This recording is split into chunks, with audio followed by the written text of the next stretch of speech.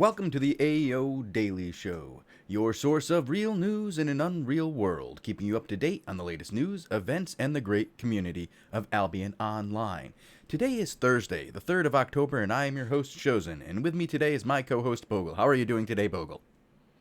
Good morning, sir. I'm doing quite okay. How are you? I'm doing well. I've got myself a fresh cup of coffee, and I've got myself some new notes on the changes to the market coming up, and I think we have an interesting show for the learned individuals who make it their point, like a point of their week, to tune in to the Market Watch, to get the latest news, events, and tips on the market of Albion Online. Yeah. Yes, sir. Yes.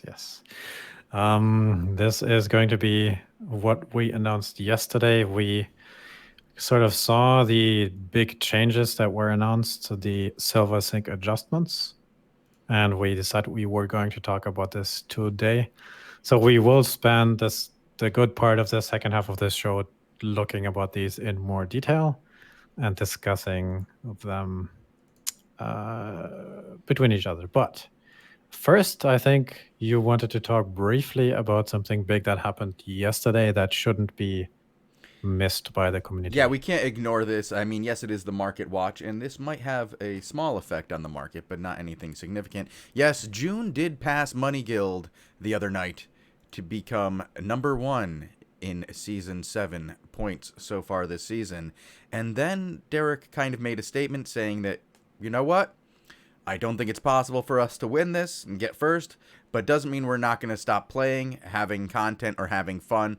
What we're going to do instead is try to get as many of you, the teams inside of Oops Crystal as possible. So let's see what happens. Yeah, best of luck to them and getting some Crystal, what are they, Beetles, Bogle, for Season 7? I think so. We don't have any official. It's supposed to be a tank like. I think you're right, beetle mod. Yeah, it's a battle beetle. Thank you, Lupac, for showing up, and thank you for the raid. We definitely appreciate it. But yeah, aside from that, the big talk, besides this, which is, let's be real clear, Bogle, the big news right now is this whole June Money Guild nonsense going back and forth. But we talked about that at length yesterday. The other thing people are talking about, the changes. I just wanted to mention that you can watch all of us discussing this in a very lengthy episode in yesterday's show. If you want to go back here on Twitch or on our other places, you can watch this discussion, what we have to say about Money Guild in June and this whole situation. I think Shozen does a good job explaining how this all came to be. So if you're interested in that history, definitely go check that out. But today we will look at the other very big announcement that at first seems fairly minor, but if you actually dig into it, it's a huge thing. I think once we saw that, we even spent like half an hour talking to it about it with Lupac yesterday, and then we couldn't even get everything done. So we thought we will spend another episode on this. Because it's pretty big. I can link it in Twitch chat if you guys want to see it as well. Boop. And then let's talk about it. So what happened? There was a big announcement by Altharion, the game director of Albion Online, announcing that there will be adjustments coming to the silver sinks, meaning the things you spend silver on with the purpose of removing that silver from the game through various ways. So we can do two things. We can either pick some of these or go chronologically. Do you have anything you want to do there? No, I don't care how we do this. I mean, if we want to go through it real briefly, we can talk about the big list of what's being changed. We'll start right off the top. We can go.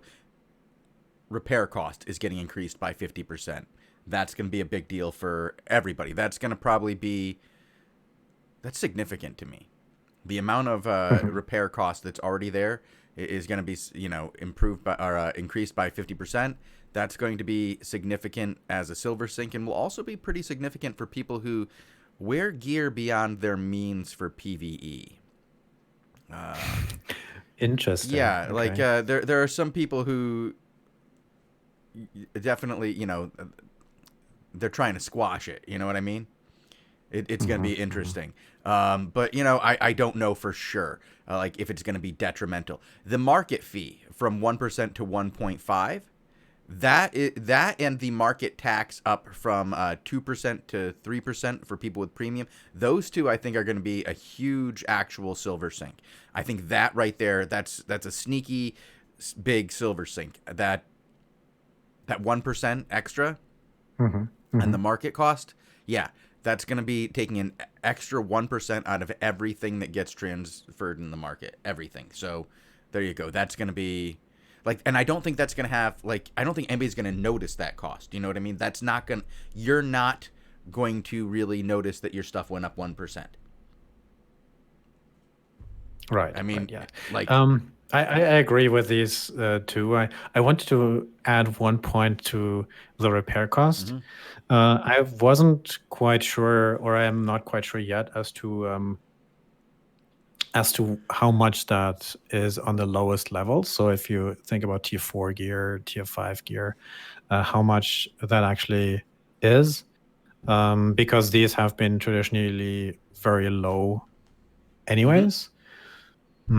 So because I wanted to pick up on some of the criticism that some people were worried that an increase in repair cost might hurt, newer players, and I'm not quite convinced there. Uh, but it's especially if you look at very low tier gear. There's the discussion to be had when it becomes relevant as part of your, session time and how much you get in a dungeon and so forth. Um, but I just wanted to bring that up because I saw that a bit. Uh, yeah. But then we also have a bunch of other uh, changed mm-hmm, costs. The cost of buying additional bank taps, the cost of buying and upgrading islands also is increased by mm-hmm, 50%, as well as the cost of converting fame to fame mm-hmm. credits and the fast travel feature, and apparently the rerolling item quality features all go up as well by the same value, Now 50%. I've heard like this one of these comes up over and over and over on the squeaky wheel of wine. The islands going up in cost. Bogle, we looked at the Mhm. cost of islands, Yes. and people are saying that this is gonna really really hurt new players. Right? That's the complaint we get with these islands. Uh-huh. How much does The an first Yeah? How much does an the island first cost? island level is base 12,000 12,000. something. Yeah. So after that it will be 15,000 silver. The next level is 37,000 something, so Yeah. it will be 45. All right. So to get your island to the first two levels is going to be like 50 something thousand silver, 60,000. Yeah. And then if you really want to splurge and get the next level, even then it's another 100 something. So you're looking at about 200,000 silver to get your island to a usable state. Um, and when I thought about this and I looked at these numbers and people going like, oh no, it's going to hurt noobs so much. I was like, really? Same thing with the repair cost of T4 or Tier 3 gear. Yeah. Um, Well, I don't. Does anybody really repair T3 gear? Like, just buy new T3 gear. I mean, it's probably cheaper on the auction house in the cross cities to just mm, buy it rather than even pay the 40 silver that it's going to cost you to repair, because that's going to go up to 60, and I think it's only 50 silver to buy a new item on the auction house. So, I mean, it's real cheap. I mean, early on, this is not going to hurt people. The places where you're going to see the big money being sunk out of this are like, well, that'll hurt people. Like, let's be clear. I think the big money is coming out of the auction house. That's where the big money's going to come out. The black market's going to be another significant change, but the fame to fame credits, like when you pay for those, that can get a little steep, and mhm, that might hurt like some people, like where they can see it, and they'll go like, "Oh, that sucks," but I don't think that's But going to hurt anybody's wallet to the point where they'll be like, "Oh, snap, I can't afford to do this anymore." If you're somebody who's like using fame credits, you're pretty far yeah, into, you're aren't you're you? pretty you're doing okay for yourself. Hmm. Yeah. So I agree that the sentiment that this is going to hurt new players is sort of weird, and I'm not quite convinced yet. That said, though, it's worth keeping an eye on, because one argument that I saw was specifically about re-rolling, that this would bump up the cost to a level where re-rolling is even less viable than it It's is now. very unviable now, from what I understand. Yeah. So making it even more expensive might just make it a zero silver sink, like as in nobody does it. Yeah. Like one of the ones that that's getting me here, and I don't even know how to really express this one, is I just kind of saw like a conversation that you and I had before the show. It was asked in chat right now. A6099 was talking about the silver sink that's going to come into the game with the hideouts. And this is something that I've believed for a very long time would be a significant silver sink. Then Bogle and I started doing some math. And I don't want to go into the numbers that we used because we used a wide variety of numbers to check out a couple different scenarios. And while it can be a significant silver sink initially, the process of it being a monthly silver sink, we haven't seen anything that leads us to believe that hundreds of hideouts are going to get destroyed every month yet. Like, if it turns out that we're seeing 300 hideouts every month getting destroyed and recycled in the world, then yes, this might be a silver sink. But if we just see like a one-time plop down of hideouts and then people stay there and maybe like 20 to 50 get recycled a month, that's not going to be a significant silver It sink. all depends on how much these hideouts will cost and how much the upgrading costs and how much, if any, there's, fees to keep it running, upkeep cost. This will be interesting to keep in mind, but it's maybe if they have to adjust things now, or if they are adjusting it now, it's maybe not as big as some of us thought in the beginning. That said, I wanted to bring up one more point, which was that with the last few patches, we saw a bunch of stuff getting added into the game, specifically random dungeons. And these all have been progressively more viable to farm silver, to farm fame. And at the same time, apparently, some of the sinks of silver haven't been adjusted at the same time. Right. So maybe it's just the natural consequence of looking at your system, how the changes behave and what it does to your overall economy, and then going like, all right, now we need to put these levers in a different direction as well. So I'm curious how to see how this will pan out. And I guess we can mention one more thing as to what the current discussion is on this, because I saw Korn replying to the thread and giving some comments there, not only in the official one, but in other places as well. And one thing they are looking at, of course, is the re-rolling cost, to attune that a little bit differently.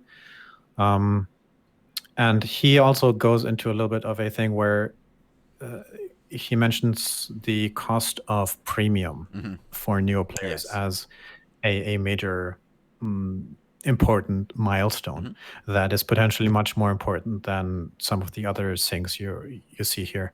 So imagine if a new player logs into the game for the first time, looks around, and then sees, well, premium is at 11 million silver a pop, versus potentially seeing it's 5 or 8 or something. That's these numbers that you see at the very first impression there are a big effect and not to be underestimated. Yeah, I have to, like, to me, like, I know this is taking a long time to say this, but like, to me, it's much bigger impact on new players if their premium costs a lot rather than the repair cost of their low level gear. People keep like bitching, and I just keep seeing them bitching over and over again about how they think this is going to horribly hurt new players and it doesn't hurt anybody else. No, this will help new players get their premium. Right now, the thing that hurts new players more than anything else, and if you don't realize it, then you aren't paying attention to the problem, is that silver inflation is hugely impactful on new player experience. They have to grind more to get way more freaking silver to pay for their premium than it will the 50% repair cost on their T5 goods. Now, if you're running around in T7 2 and you have to repair that, yeah, that's going to be a healthy chunk of change. But guess who's not wearing 7.2? A new player with no economy working for them at all. They're out there in their 5 and their 5.1. And remember, it also costs a whole lot more when you die in this stuff. So people are replacing this stuff all the time when they die. How many times do you actually come back after a ZVZ and repair compared to the times you guys die? I know you guys aren't all in Blue Army, so you're all probably dying a whole lot more than you're repairing. Oh. Like, so let's get real on this. Like, new players are not going to see an impact on their bottom line for having to repair their low-level gear, or the fact that their islands are going to cost more. The low-level islands already cost super cheap. Throw in 50% more on that is going to be easy for them. Way easier than coming up with an extra $4 million for their premium. When we started reporting on this thing, what was it, 6 weeks ago? Premium was sitting at 5.5 million silver, and now it's like to 11? Are you kidding me? Now, which one is going to be more impactful on the newbie player? This rampant inflation, which causes premium to double in price, or a double in price on your repair costs? Jeez. Yeah, I don't have much to add there. Like, it's like, wow, that was a rant. I just subscribe, right? Right. Like, well, here's the thing: is like people, like we have these junior game developers coming in here acting like they're economists, saying this is going to hurt new players. Not a single thing on here affects new players all that much. It doesn't. It doesn't. It's like you're arguing to find the weakest person you can get to support your platform. You go, well, I don't like how this is going to affect me. Let's go find the weakest individual I can grab and pull them into my argument, to use them as like a straw man, to stack them up and be, this is who I'm fighting for. I'm fighting for the noobs, man. I'm fighting for the noobs. No, you're not. You're fighting for the guy who's wearing 7.2 and a ZVZ. That's who you're fighting for. Jeez. But I do agree, the repair cost is too much. But it's not for the reasons that they're stating. Like, straight up, like, I don't think that this is going to hurt new players as much. I think that there's some of these that need to be adjusted, but the people it's going to affect most are the Outlands player who lives.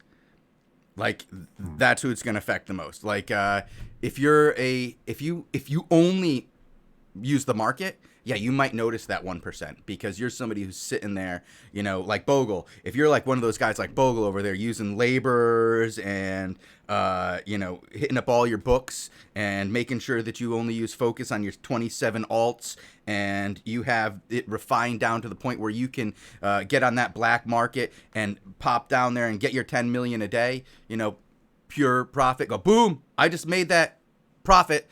Well, you might be down to 9 million profit, buddy. That's going to hurt for you. Oof. Freeze in your boots. But, Bogul, the big thing out of this, and the one that everybody is ignoring, is the one that you and I spent a lot of time looking into today. Yes. The change to transmutation. We spent a little bit of time and put together a few numbers. We looked at some of the current market prices and compared them to what potentially could be new prices in the future, based off of what the transmutation will do. So if you look at this a little bit more in detail, they are introducing and changing the way transmutation works. Right now, if you go to a refiner, you have the option to convert a bunch of lower tier resources into higher tier resources, and pay some silver to get, you know, a different, better tier and enchantment level. And this, based on what Eltharion says here, wasn't being used a lot. It's not being used at all because it costs way more to transmute than it does to like buy it from the auction house right now. The cost is just not anywhere like even close. Correct? So what they are doing now, and how I understand this, is that they are changing this in two ways. One, they are removing one of the recipes and exchanging it, and they're changing up the silver prices on the other recipe a little bit. So in the future, there will be two ways how you can transmute raw resources. One is going from the same tier through the enchantment levels. So for example, from tier 4, you pay a silver fee, and then you can transmute a 4.0 into a 4.1. Right. Or the other way around that is possible will be changing a lower tier into a higher tier of the same enchantment level. So for example, 4.1 plus silver equals 5.1. Yes. Raw resources. Right. So these are the two pathways that I understand this in. And of course, stone, because it doesn't have 0.1, just has this one, upwards one scaling effect tier. Yeah.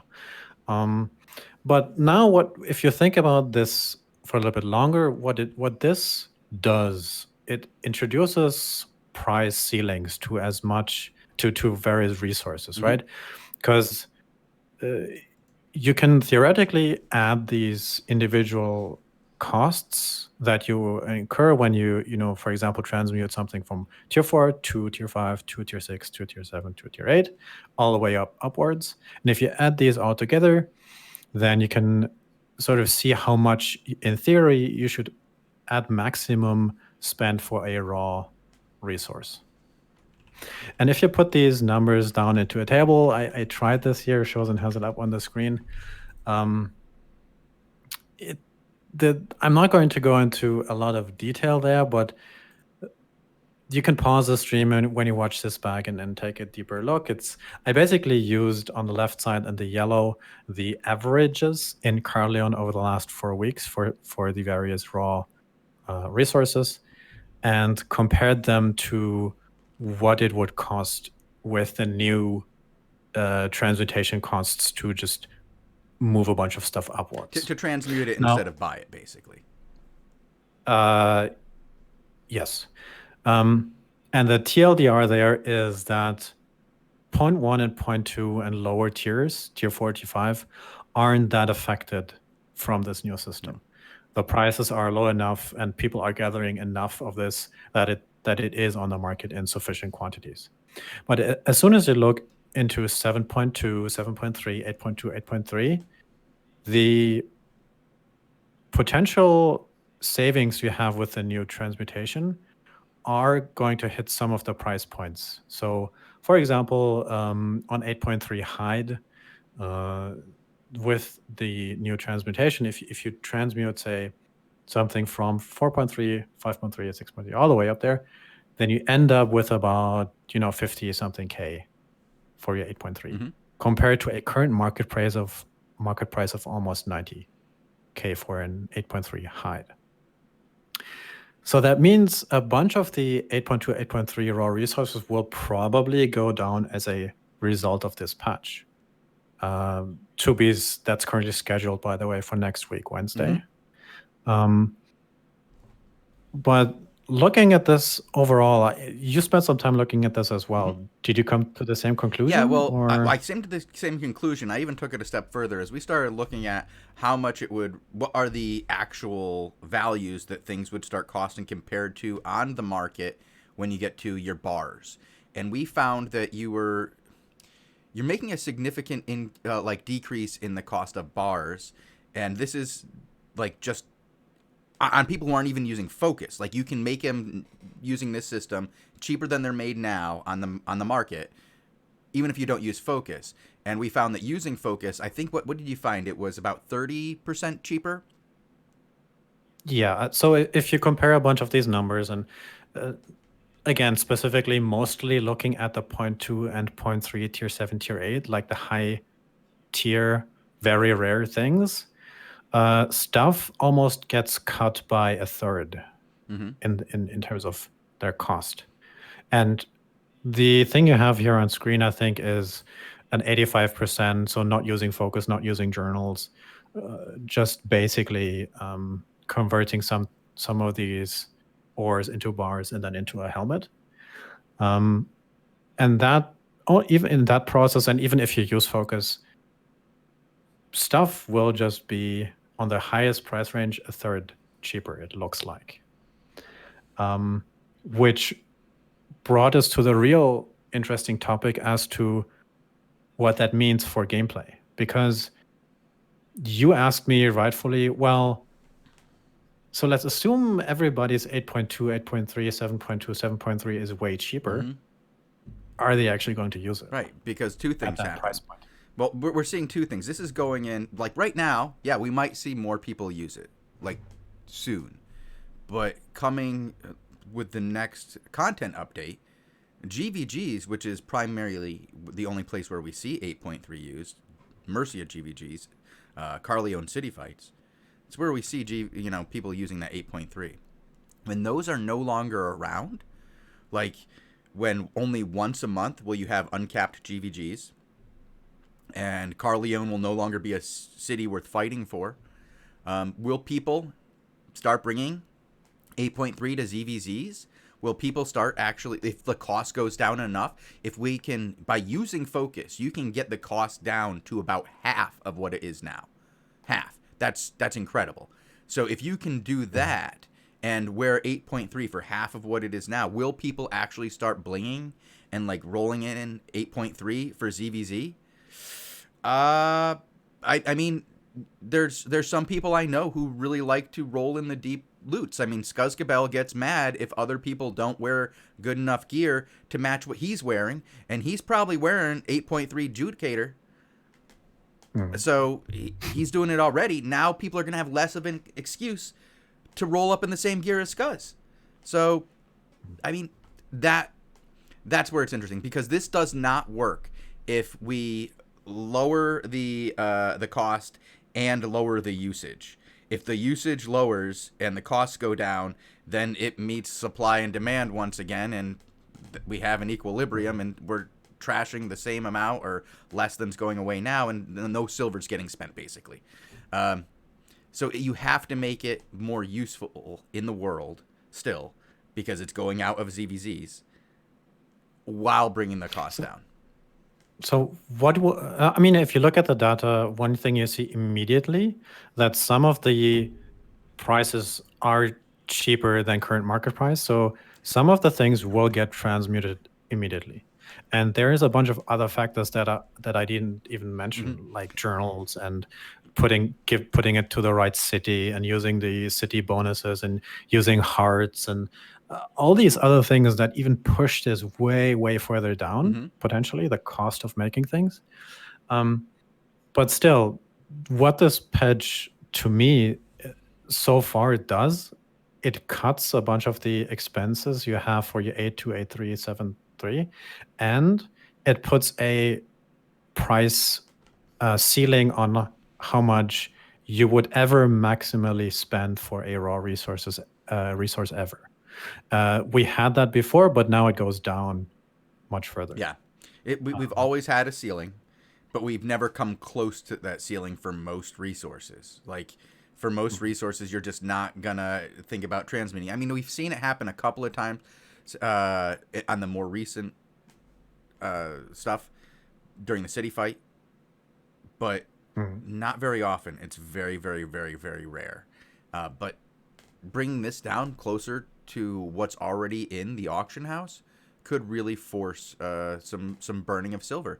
And I really hope they burn some silver, because, guys, we really got to burn some silver. And I know that you're going, but I've already tightened my belt. I can't repair at any greater cost. I don't know what to do. It's not going to be that bad. And if it is, don't worry, they'll adjust it. These are all subject to change. Everything is being looked at. They're really trying to work on, like, adjusting these to be useful as a silver sink, but not overly punitive to the player base, which is why you didn't see them up the cost of frickin' seeds, okay? Like, there's other things on the global market that they didn't even touch that they could have. Like, if they had just raised the price of seeds, that's something everybody would have been affected by the cost of that. Everybody. Because without food, nothing happens. So. Yeah. So, I hope this made sense. I hope I didn't make any mistakes putting these tables together. If you have any specific questions or comments on what you saw in the stream today, then message me and we can just discuss the numbers I used. I threw this together, 2 hours before the stream. I hope I didn't make a typo or whatever. But so far, again, to me, the TLDR is that the very high tier, very rare things should get cheaper. The lower tier non-enchanted stuff should more or less stay the same.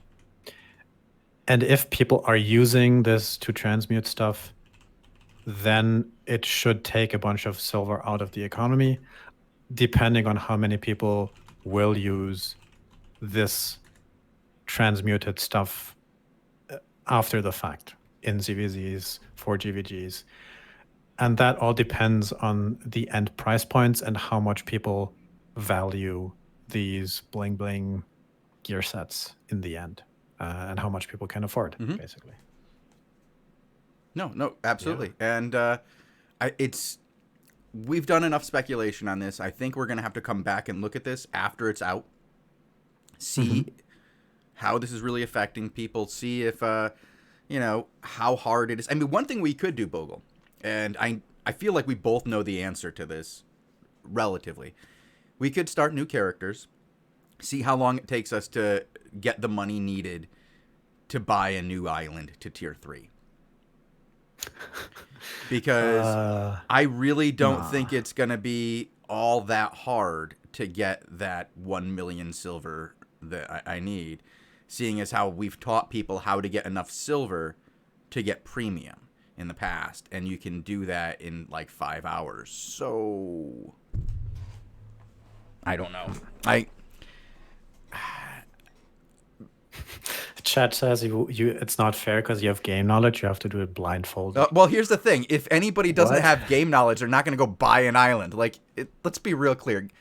The islands are like new players. Like by the time they get enough interest in buying an island, are generally saying things to me like they have tons of money. They don't care about the cost of the island. It's not the cost that's stopping them from doing it. It's the knowledge on how to do it. Once they get the knowledge of how to build an island, usually they're pretty... They can afford like a T6.1 bag by then. And they're like, this bag costs more than my island. Yeah. Oh well. Did we forget anything in this whole discussion? We talked about a bunch of the silver things. We looked at transmutation. We looked at gold, I guess. Did we? Or did we didn't look at gold yet today. I don't think we have spent any time looking at today's gold prices. Oh. Okay, then this is the thing that's on the back of my head. Can you just put it up on screen really briefly? Because after they announced this change, I think a bunch of people went to the forums, saw this, saw some of the wording that was there.